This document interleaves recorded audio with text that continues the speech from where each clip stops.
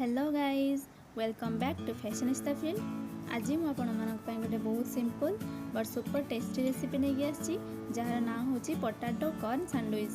तेबे एटा को मुझे दुईटा वे रे बन के देखी। तेबे चलतु बिल्कुल देरी न करी वीडियो को स्टार्ट करवा। पोटाटो कॉर्न सैंडविच बनवाई मुझे ब्राउन ब्रेड नहीं आपड़ चाहिए या बदल व्हाइट ब्रेड यूज करें।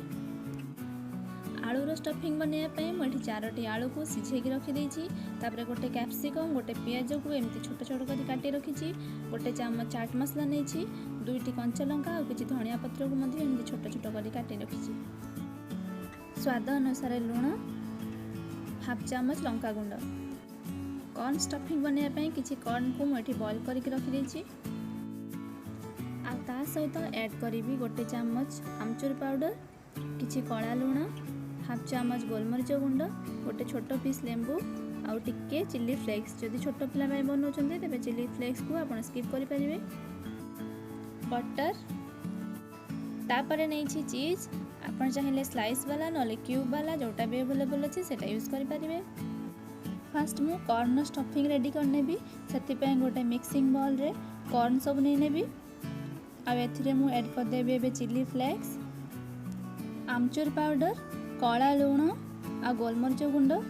जदि आपण मानक पाखरे सब अवेलेबल नाही तबे आपण सिंपली जीरा गुंड और लुण देकी मध्ये एटा को बनै परिबे।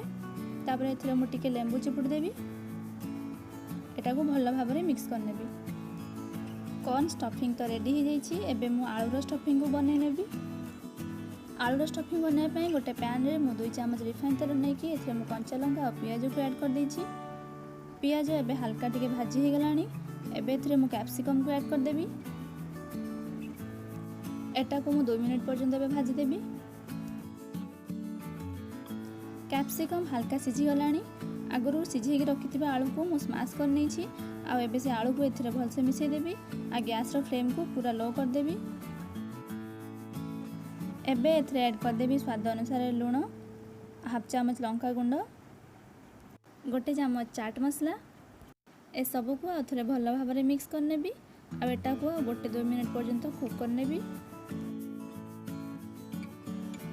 आलूर स्टफिंग तो एबे रेडी हो जाइछि।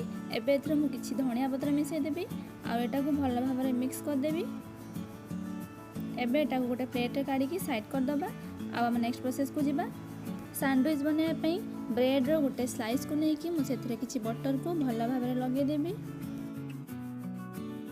बटर लगे सारा परे मु या परे सेजवान सॉस लगेबी। आपण माने या बदले टमाटो केचप मध्ये यूज करि पारंती। एबे एथिरे मु आलूर स्टफिंग को भल भाव में लगे देबी। कॉर्नर रे भी भल भाव में देखि कि लगेबे। आलूर स्टफिंग दे देला परे या परे मु कॉर्न स्टफिंग को मध्ये एबे दे देबी। एबे मु एथिरे चीज को ग्रेट कर नेबी।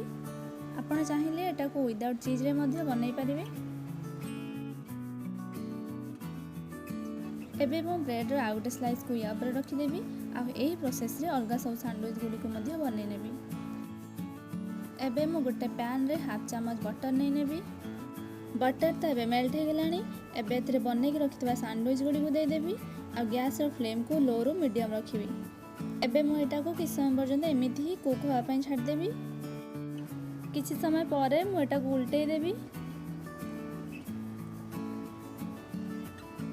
देखंतु केते बढ़िया कलर आछि और क्रिस्प मध्ये हो जाइछि। आ यार अपोजिट साइड को एमती कलरफुल और क्रिस्प होआ पई टिके समय पई छाड़ दबा।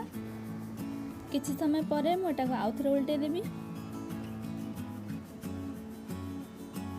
देखंतु दुई पट साइड बहुत बढ़िया कलर हो गलानी और क्रिस्पी मध्ये हो गलानी। एबे एटा को मु गोटे प्लेट को सर्व कर नेबी।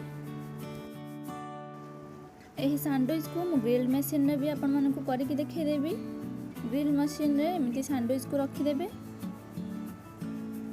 एबे एटा को बंद करिकी ग्रिल होआ पई छाड़ दबा। एटा ऑटोमेटिक टाइम एडजस्ट करे तेन करी सैंडविच हला परे एटा ऑटोमेटिक ऑफ हो जिवो।